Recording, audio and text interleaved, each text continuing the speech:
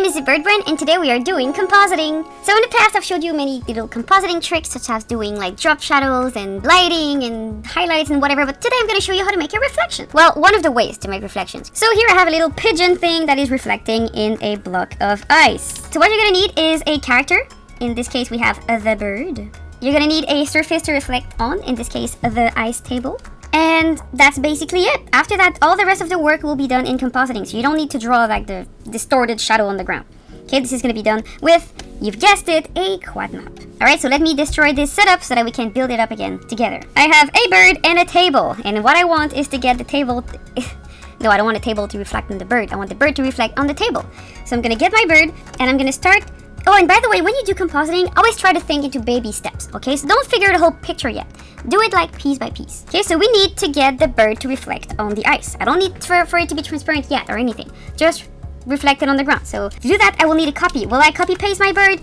Absolutely not. I will use an apply peg transformation because it is lighter. Well, if you just have one drawing, it's not lighter, but if you have a rig or anything, it is lighter. So I always default to apply peg transformation because it's beautiful and it works great. Then I will connect it here and I will take a peg and connect it there. If you're a good person, you will name that peg as the reflection peg or something. There you go. So that in your timeline, you know what's going on with the world. Yay! Then I'm gonna get my reflection and smack it on the table. Of course, you can do it with a peg. It works. You just have to skew it. Don't worry if it goes overboard. We're gonna fix that later with a cutter anyway. So this is one option. The other option would be to, instead of using a peg, you could use a quad map. If you don't know what a quad map is, you can just check in my channel because I have made tutorials about it in the past already. And you can just go check them out and come back here after. And I'll have my reflection on the table.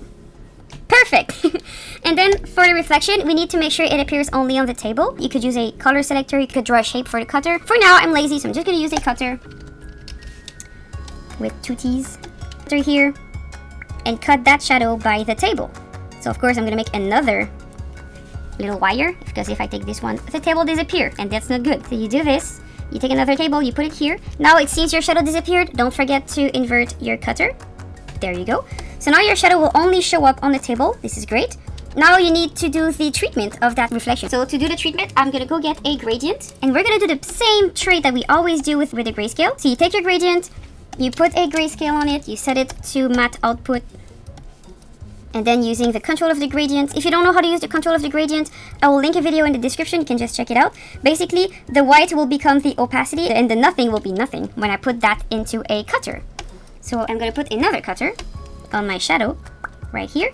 And I'm going to put the result of my grayscaled gradient in the cutter. You might need to invert it. I don't remember. No, it actually works. So there you see my shadow is kind of fading out in the distance, and that's great. If you want, you can also use that in a blur variable node, a bit like I did for the drop shadow. You can also use that to make your shadow a little more blurry as it goes away. I never remember which one I have to use. Nope, it's the other one.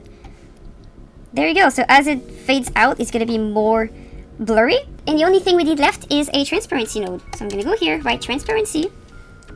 And I'm gonna put it under my blur variable here so that the whole result is transparent. You can of course change the opacity of the reflection. And if you're feeling spicy, you can also use a blending node. Put it here under everything. And depending on the blending node that you choose, you might have a different output, which could be very great to get a cool style. Sometimes overlay is pretty cool for that. Da, da, da, da. So that's it. That's how you make a reflection. You can use that to create like a floor that is very shiny. You can use that for ice. You can use that for lots of different things. So I hope that you learned a lot and that you're gonna have fun trying it on your own. See you!